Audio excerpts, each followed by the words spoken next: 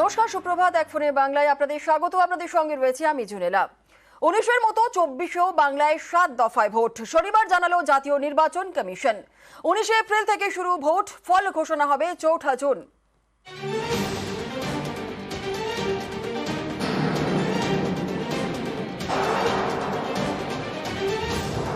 উনিশের পর 24, ফের বাংলায় 7 দফায় লোকসভা ভোট।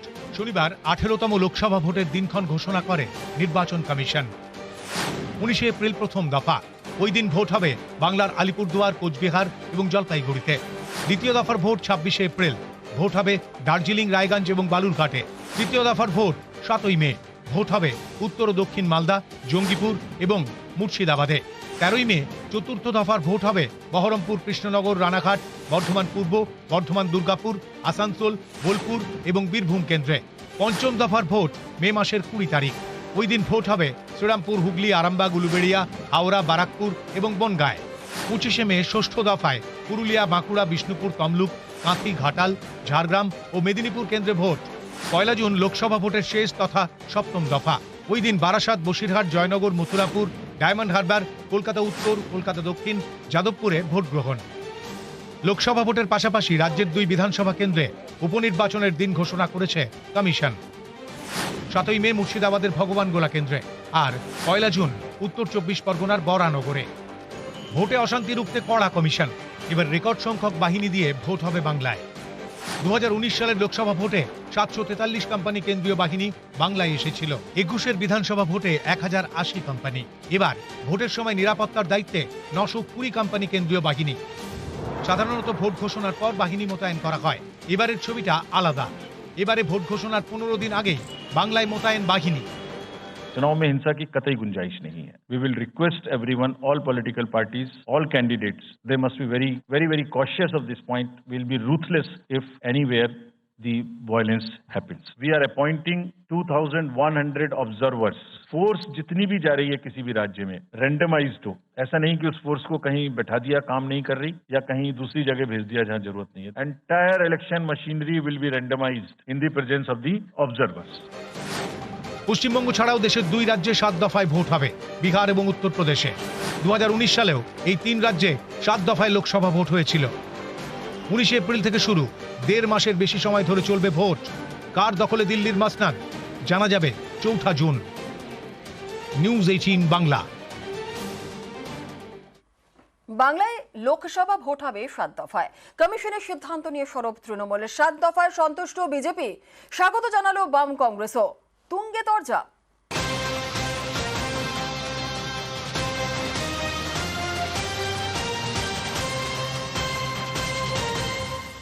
তৃণমূল প্রথম থেকেই বাংলায় 1 দফায় লোকসভা ভোটের দাবি জানিয়ে এসেছে। শনিবার নির্বাচন কমিশন 7 দফায় ভোট ঘোষণা করতেই সুর চড়ালো তৃণমূল। 7 দফার নির্বাচনের প্রয়োজন ছিল না, কিন্তু ভোটার টার্নআউট কম হয় বেশি ফেজ ইলেকশন হলে, সেইটার বেনিফিট নেবার চেষ্টা করছে, কিন্তু সেটা হবে না। মানুষ কিন্তু বুঝে গেছে যে ভারতীয় জনতা পার্টি কি। বিজেপি যদিও নির্বাচন কমিশনের সিদ্ধান্তকে স্বাগত জানিয়েছে। আমরা স্বাগত জানাচ্ছি 7 দফা ভোটকে। আমি ভেবেছিলাম হয়তো 8 দফায় হবে, তো 8 দফা হলো না, 7 দফাতে হচ্ছে। ঠিক আছে, চলবে। 10 चरणों में भी चुनाव किया जा सकता है। पिछले साल में भी 7 चरणों में चुनाव हुई थी कि जमीनी हकीकत कुछ बदले नहीं, स्थिति कुछ बदले नहीं। 7 चरणों में हम फंसे हुए हैं। বিহারও 7 দফা হবে, উত্তরপ্রদেশও 7 দফা হবে। মমতার রাজত্ব আর যোগীর রাজত্বের মধ্যে তো ফারাক কিছু নেই। বারবার বিহার, উত্তরপ্রদেশের আইন শৃঙ্খলা পরিস্থিতি নিয়ে সরব হয় তৃণমূল। সেই বিহার, উত্তরপ্রদেশের সঙ্গে বাংলাতেও 24-এ 7 দফায় ভোট। একে হাতিয়ার করেই তৃণমূল সরকারকে বিঁধেছে বঙ্গ বিজেপি। যে উত্তরপ্রদেশ এবং বিহারে গত 10 বছরে কোনো ভোট হিংসার ঘটনা নেই, সেই উত্তরপ্রদেশ, বিহারেও আজকে 7 দফায় নির্বাচন হচ্ছে, এবং তার সঙ্গে সঙ্গে পশ্চিমবঙ্গ। বিহার, উত্তরপ্রদেশ তাদের নির্দিষ্ট ভোট সংস্কৃতির অতীতে যা আমরা দেখেছি তার থেকে বেরিয়ে আসতে পেরেছে, কিন্তু আমরা পশ্চিমবঙ্গে সেই জায়গায় বেরোতে পারলাম না। 7 দফায় করাবে না 70 দফায় করাবে ওদের ব্যাপার। আমরা একটা দফায় চেয়েছিলাম, ওরা দেয়নি। 7 দফায় হারাবো। তৃণমূল কংগ্রেসের প্রার্থীরা দিকে দিকে জিতবে। এবার রেকর্ড সংখ্যক কেন্দ্রীয় বাহিনী দিয়ে ভোট হচ্ছে বাংলায়। নজিরবিহীনভাবে ভোট ঘোষণার 15 দিন আগেই বাংলায় এসেছে বাহিনী। ভোট ঘোষণার দিন এই কেন্দ্রীয় বাহিনী নিয়েও তরজা জারি।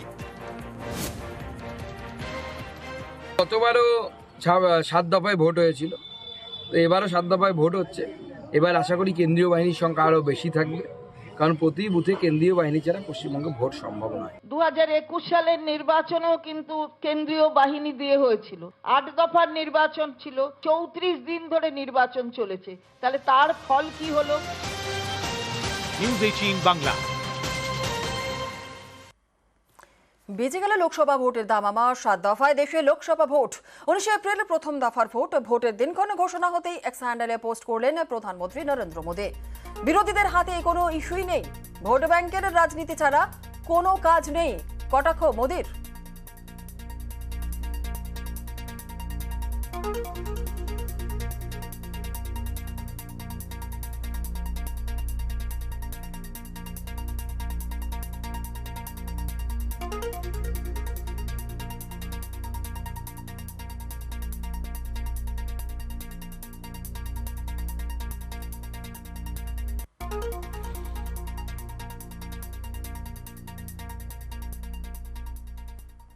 মেদিনীপুরে বিজেপি প্রার্থী দিলীপী। মেদিনীপুর থেকেই লোকসভা ভোটে লড়ছেন দিলীপ ঘোষ। তৃণমূলের জুনের বিরুদ্ধে বিজেপির প্রার্থী দিলীপ। আগামী 2-1 দিনের মধ্যেই দিলীপের নাম ঘোষণার সম্ভাবনা। বিজেপির দ্বিতীয় প্রার্থী তালিকায় থাকতে চলেছে দিলীপের নাম।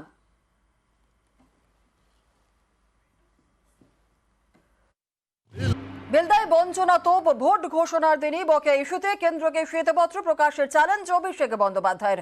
জুনের হয়ে প্রচারে দিলীপকে কড়া আক্রমণ অভিষেকের। আপনারা বুকে হাত দিয়ে বলুন তো 2019 সালে আপনারা নিজের বাড়ির অধিকারকে সামনে রেখে ভোট দিয়েছিলেন? মেদিনীপুরের মানুষ ভোট দিয়েছিল কি? রাম মন্দিরকে সামনে রেখে। আজকে ভারতবর্ষে রাম মন্দির হয়েছে 3000 কোটি টাকা খরচা করে, গরিব মানুষের মাথার উপর ছাদ হয়নি। 7 দফায় লোকসভা ভোট বাংলায়। শনিবার ভোট ঘোষণার পর ক্রীড়ার সভা থেকে ফের কেন্দ্রের বিরুদ্ধে বঞ্চনা ইস্যুতে সুর চড়ালেন অভিষেক বন্দ্যোপাধ্যায়।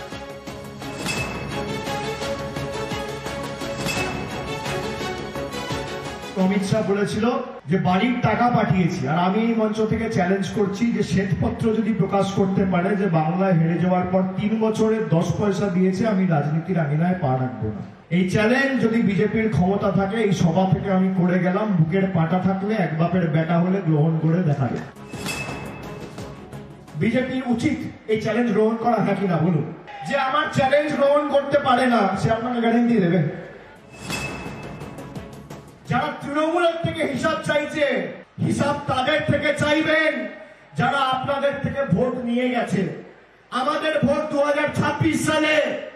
আমরা ভোটের হিসাব 2026-এর আগে 25-এর শেষে মানুষের কাছে রিপোর্ট কার্ড পৌঁছে দেবো। বেলদা মেদিনীপুর লোকসভার অন্তর্গত। এই মেদিনীপুর কেন্দ্রে তৃণমূলের প্রার্থী জুন মালিয়া। 19-এ মেদিনীপুর লোকসভা আসনে জয়ী হন বিজেপির দিলীপ ঘোষ। মেদিনীপুর আসনে এবারও দিলীপ ঘোষকেই প্রার্থী করতে পারে বিজেপি। এদিন বেলদার সভা থেকে দিলীপ ঘোষকে তীব্র আক্রমণ করলেন অভিষেক। 5 বছর দিলীপ ঘোষ কি পরিষেবা দিয়েছে আপনারা দেখেছেন। সকালবেলা কলকাতায় গিয়ে খালি ইকো পার্কে মর্নিং ওয়াক করেছে। আমি নারায়ণগড়ের মায়েদের বোনেদের সবাইকে বলবো যে মর্নিং ওয়াক করা দাদা পার্কে থাক, আর বাংলার মেয়ে দিল্লি যাক। তৃণমূল তো প্রার্থী তালিকা ঘোষণা করে দিয়েছে 10 তারিখ, বিজেপি এখনো ঘোষণা করতে পারেনি। তার কারণ অপেক্ষা করছে তৃণমূল থেকে যে উচ্ছিষ্টগুলো বেরোবে তাদেরকে মাথায় নিয়ে প্রার্থী করবে। কবে একটা বেরোবে আর কবে একটাকে তুলে প্রার্থী পদ দেবে। আমরা ত্যাগ করছি, ওরা গ্রহণ করছে। আমরা বর্জন করছি, ওরা গ্রহণ করছে। নিউজ 18 বাংলা। প্রচারে বিজেপি নেতারা এলাকায় এলাকায় ঘুরে জনসংযোগ পদ্মপ্রার্থীদের।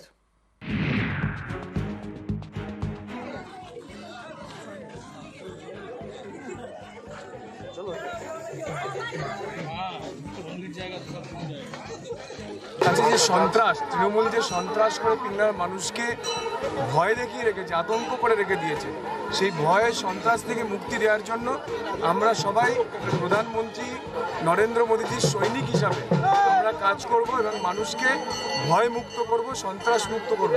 এই কাজ করলেই বাকি সব কাজ হয়ে যাবে।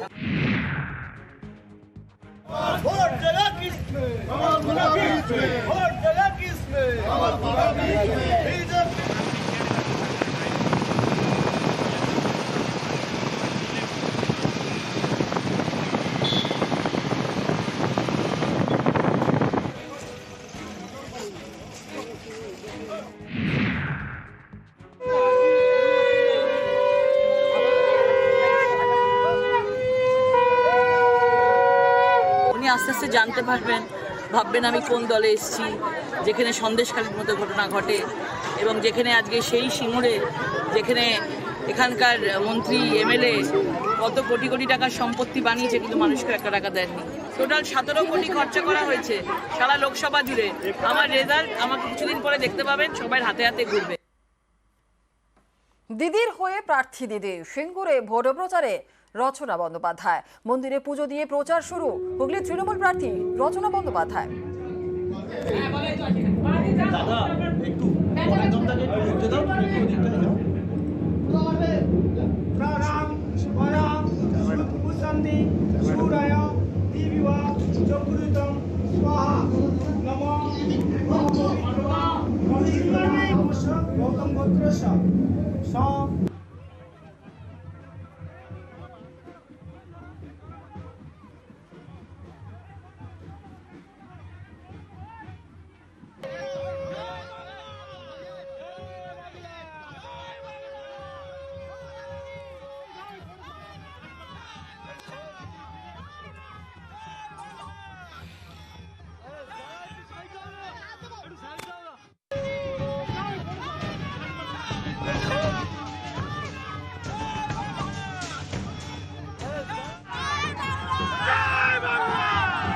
ডাকাত কালীবাড়িতে পুজো দিয়ে তুমি তোমার প্রচার শুরু করলে, এরকম মনস্থ করে রেখেছিলে?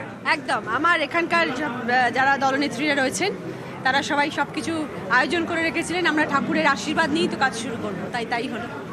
মা কালী, তারপর মহেশ্বর, সকলের মন্দিরে যেতে দেখলাম, কি বিশেষ প্রার্থনা ছিল? আমি যেন হুগলি মানুষের মন জয় করে নিতে পারি। রচনা বন্দ্যোপাধ্যায় কি খুব সাবধানী? কারণ টেলিভিশনের পর্দায় যেমন কথা বলা হয় সেটা সমস্তটাই লোকে দেখাতে পারে, কিন্তু রাজনীতির ময়দানে যেটা বলা হয় সেটা নানা রকমের মিম হয়, তুমি ইতিমধ্যে দেখেছো, তাই একটু সাবধানী। আমি একটু সাবধানী হয়ে গেছি, প্রথম দিকে একটু মন খুলে কথা বলে ফেলেছি, এটা একটু অন্যরকমভাবে কথা বলতে হবে, এখন নিজেকে সংযত করে নিয়েছি। নিজের কর্মে বিশ্বাসী আমি কাজ করে যাবো, আমি তাই করে এসেছি এতদিন ধরে, আমি এখনো এসেছি কাজ করার জন্য। কে কি করছে আমার দেখার দরকার নেই, আমি কি করবো আমি সেটা দেখবো। অন্যজন তো কিছু করছে না, আমি তো করবো। পুজো দিয়ে বেরিয়ে তুমি বললে যে 100% জিতবো, মানে তোমার মুখে চোখে বডি ল্যাঙ্গুয়েজে কনফিডেন্সটা দেখা গেল যে 100% তুমি জিতছো। নিশ্চয়ই চেষ্টা করবো, 100% জিতবো, মন থেকে চাইছি জিতবো। আমার হুগলিবাসীর উপর বিশ্বাস আছে, তারা আমাকে জেতাবে। তারা কাদা ছোটালে আমিও কাদা ছেটাবো, তাহলে আর তফাৎ কি রইল? আচ্ছা, এখন তার মানে ফুল প্রেজেন্টে তুমি হুগলিবাসীর জন্য প্রচারে সামিল থাকবে? একদম, 1.5 মাস আমি এখন এখানে। পশ্চিমবাংলার যে মানচিত্রটা, সেই মানচিত্রে হুগলি জেলা যাতে সব থেকে উপরে থাকে সেটা রচনা বন্দ্যোপাধ্যায়ের চেষ্টা করবে। ক্যামেরা অর্চনার সঙ্গে মানুষ, নিউজ 18 বাংলা।